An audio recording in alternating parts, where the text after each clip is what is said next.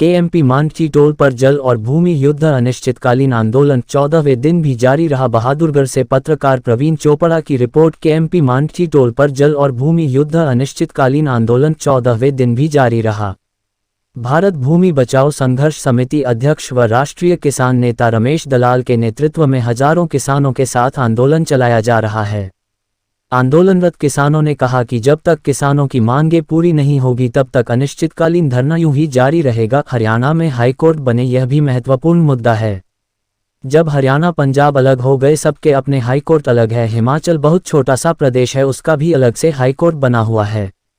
हरियाणा प्रदेश में अलग से हाईकोर्ट बनाने की भी किसानों की प्रमुख मांग है। हरियाणा हाईकोर्ट में जो वकील में से जज नियुक्त होते हैं उनमें से 90% कब्जा पंजाब का है। वहां पर जो हाईकोर्ट में प्रशासनिक नौकरियां हैं, बाबू से लेकर प्रशासनिक अधिकारियों तक, उनमें भी 90% पंजाब का कब्जा है।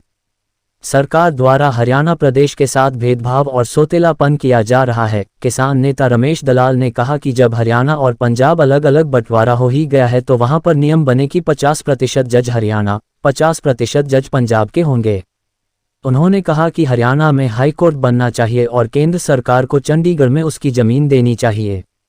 हरियाणा विधानसभा सचिवालय के लिए केंद्र सरकार ने जमीन अलॉट कर दी, लेकिन हाईकोर्ट के लिए क्यों नहीं की, यह भी हमारी प्रमुख मांग है। किसान नेता रमेश दलाल ने सरकार से मांग करते हुए कहा कि किसानों को उनकी जमीन का 10 करोड़ रुपए प्रति एकड़ मुआवजा, एसवाईएल का पानी और 108 हिंदी भाषीय गांव पंजाब से हरियाणा को देने, क्षेत्र के विकास के लिए मेट्रो रेल सेवा बादली खरखौदा मांडकी आसौदा तक विस्तार, पूर्व प्रधानमंत्री चरण सिंह, पूर्व उप प्रधानमंत्री ताऊ देवीलाल, किसानों के मसीहा सर छोटूराम, कवि मेहर सिंह दहिया को भारत रत्न अवार्ड देना चाहिए।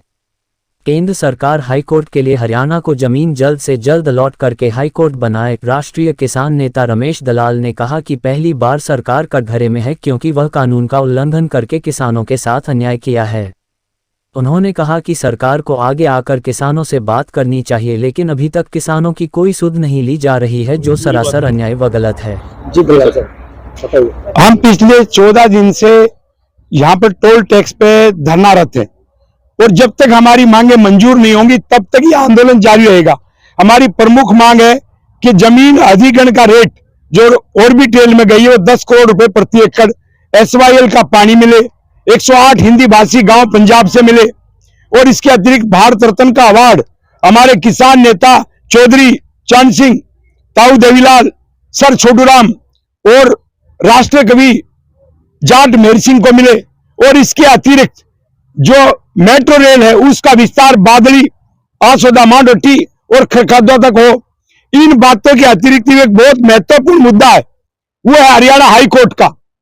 जब हरियाणा पंजाब अलग हो गए और सबके हाईकोर्ट अपने अलग है, हिमाचल तो बहुत छोटा सा है, वो भी हमारे पंजाब से अलग हुआ, उसका अलग से हाईकोर्ट हरियाणा का नहीं है।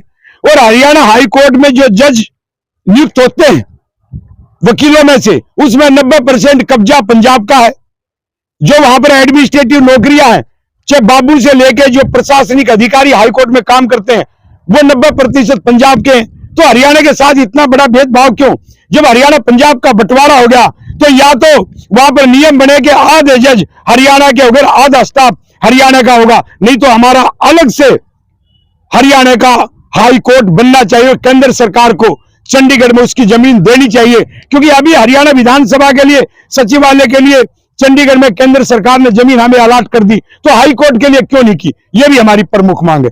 तो जब तक हम लड़ेंगे, जब तक हमारी मांगे पूरी नहीं होती और सरकार का यही रवैया रहा तो हम रोड भी बंद करेंगे, रेल भी बंद करेंगे और ये भी आपको बता दें जरूरत पड़ी तो एयरपोर्ट को भी बंद करेंगे। सरकार की तरफ से बात करने के लिए पहली बार सरकार कटघरे में, क्योंकि जो कानून का उल्लंघन करके ये मुआवजा बना 4 गुना का है, इस रोड पे डबल मिलना चाहिए था, ये हरियाणा सरकार का नोटिफिकेशन है। उसके बावजूद भी सरकार ने कानून को एक तरफ रखते हुए घोर अन्याय किया है। तो सरकार ने अब तक बात नहीं की। सरकार को आगे आकर के बात करनी चाहिए, इस मामले को शांतिपूर्वक तरीके से सुलझाना चाहिए, नहीं तो शांति कायम करने की अकेली हमारी जिम्मेवारी नहीं है, ये सरकार की प्रमुख जिम्मेवारी है। सरकार मुआवजा चुकी है, क्या दिक्कत रही है? जो मुआवजा सुनाया है वो मुआवजा कानून का उल्लंघन करके बहुत निम्न स्तर का बनाया है। इन्होंने 2.5 गुना दिया, 4 गुना का नियम है। जो रोड है केएमपी के 2 एकड़ तक दुगना बाजार मूल्य देना चाहिए, ये कानून है, उन्होंने दुगना नहीं दिया है। उन्होंने पुनर्वास के नाम पे जो अवार्ड पास करना था वो पास ही नहीं किया है, जबकि संसद ने कानून बना रखा है। और इन कानूनों का उल्लंघन करने पे 2013 के एक्ट में भी धारा है और धारा 167 भी है कि डिसओबेइंग लॉ, जिसमें कई साल की सजा है। इसलिए डीसी और मुख्य सचिव तक सब कटघरे में आते हैं, उनकी सजा बनती है। तो इसलिए ऐसा अवार्ड बनाया, उस अवार्ड का कोई महत्व नहीं, उसमें संशोधन होना चाहिए। सरकार से मांग करने के अलावा क्या कोर्ट का भी रुख करेंगे? वो बात की बात है, वो बात की बात है। हो सकता है कुछ मुद्दों पे हमारी और सरकार की सहमति बन जाए, जिन पर नहीं बनेगी तो देख लेंगे, लेकिन पहले मुआवजा तो बढ़े।